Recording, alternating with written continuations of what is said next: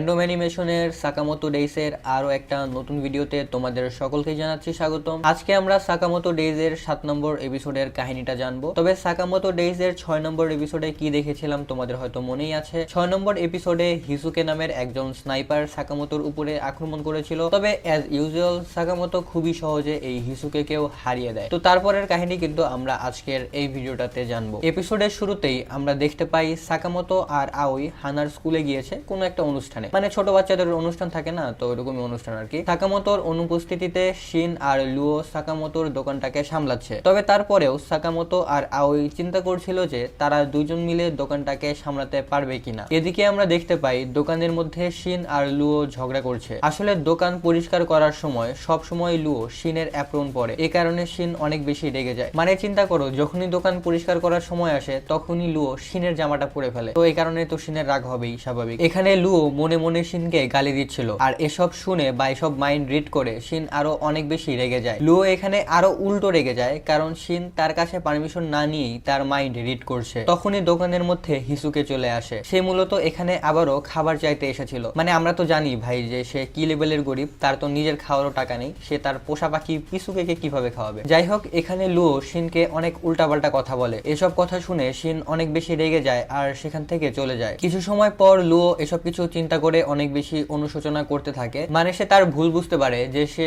শিনকে অনেক বেশি আজে বাজে কথা বলে ফেলেছে। তখনই এই দোকানে অদ্ভুত পোশাক পরে অদ্ভুত কিছু লোক চলে আসে। তারা মূলত এখানে শিনকে তুলে নিয়ে যেতে এসেছিল। অ্যাপ্রনে শিনের নাম দেখে তারা লুওকে তাদের সাথে নিয়ে যায়। মানে লুও যে অ্যাপ্রনটা পরেছিল সেখানে তো নেম প্লেটে নাম লেখা ছিল শিন, তো তারা লুওকে শিন ভেবে তাদের সাথে তুলে নিয়ে চলে যায় বা কিডন্যাপ করে নিয়ে চলে যায়। আমরা দেখতে পাই তারা লুওকে শিন ভেবে বেঁধে তাদের সাথে নিয়ে যাচ্ছিল। এখানে তাদের কথাবার্তার মাধ্যমে আমরা জানতে পারি 11 বছর আগে শিন ল্যাব থেকে গায়েব হয়ে গিয়েছিল বা পালিয়ে গিয়েছিল, আর সে বর্তমানে তার চুলের রং বদলে শান্তিতে বসবাস করছে। এখানে এসব কথা যে বলছিল তার নাম হলো তানাকা। তখন তানাকার পাশে বসে থাকা লোকটা বলে, আমার মনে হয় না যে আমরা সঠিক মানুষকে তুলে নিয়ে এসেছি, আমার মনে হয় এটা শিন না, এটা অন্য কেউ। এটা শুনে তানাকা তাকে বলে, তোমার কি মনে হয় আমি কি গাধা? তুমি কি ওর অ্যাপ্রনে ওর নাম দেখতে পাচ্ছ না? আর এমনিতেও আমরা এই ব্যাপারে বা তার সম্পর্কে খুব বেশি একটা ইনফরমেশন জানি না। তবে আমরা শুধুমাত্র এইটুকু জানি যে শিনই একমাত্র মানুষ যার উপরে এই এক্সপেরিমেন্ট সফল হয়েছিল। শিন তার আশেপাশে থাকা সবার মাইন্ড রিড করতে পারে। তুমি জাস্ট একবার চিন্তা করো এই জিনিসটা কত বেশি ক্রিপি। মানে এখানে আমরা জানতে পারি শিনের কাছে যে মাইন্ড রিড করার অ্যাবিলিটি আছে এটা শিনের জন্মগত অ্যাবিলিটি না, কোনো একটা ল্যাবে পরীক্ষার মাধ্যমে বা এক্সপেরিমেন্টের মাধ্যমে শিনের মধ্যে এই অ্যাবিলিটি ঢুকিয়ে দেওয়া হয়েছে। মানে এই অ্যাবিলিটিটা কৃত্রিম, এক্সপেরিমেন্টের ফলে